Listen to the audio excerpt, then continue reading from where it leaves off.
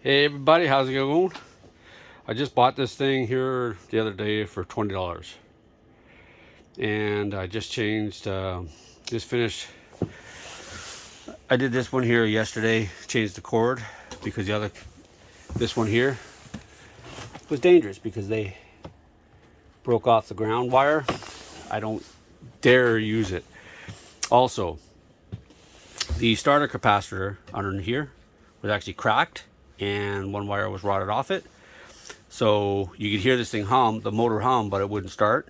And then if we flick it, this breaker box would pop. Thing was, one of the wires on this was also off. So what I've done is I've actually got the wire back on, but in doing that earlier, I've actually got just that one screw holding it. Just that one screw holding it right now. I don't have the screw for this side here, and this capacitor, I don't know if it's bigger or what, but it doesn't want to go all the way down. And then this hole over here is also stripped, so I'm gonna have to figure out something for that. But I just put the belt back on it. I did check this thing for compression. It did seem to have a compression. I think there is something coming out of the oil dipstick here, so I'll have to make sure that thing's tight.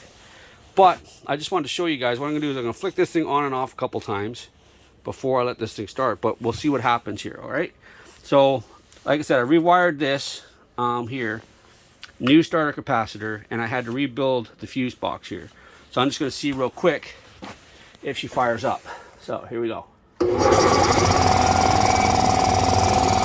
crap. Now let's see.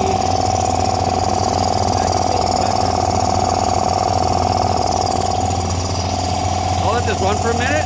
I'm going to see if she builds pressure. Alrighty, so I let her run for a little bit there, not long. She didn't build up any pressure, and then I started hearing the screeching. I didn't want to run it too long here. She's not warm, because I have to wash this whole thing off. But on top of that, this thing hasn't run in 10 to 15 years.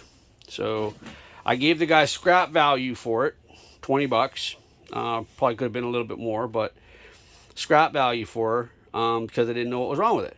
And as it was, that starter capacitor right there was $7.46. A little bit of time putting that back together again, because somebody must have been messing around with that thing, because it was jacked up. It did pop, mind you, when I flicked that thing earlier, because, well, it couldn't run, so it was kind of overheating, so it flipped that, which is good.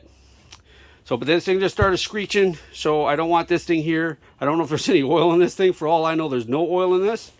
When I do an oil change on this here, which I'm actually going to do tonight, I'll lift this up, crank that off, drain this out here, and there'll be no oil in this at all until I can actually get some tomorrow at work.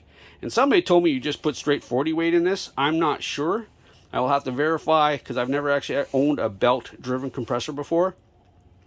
My other compressor that I had was just one of those cheap generic ones, the no oil ones where everything's all together, and it won't go over 60 psi now, so it's pretty much toast.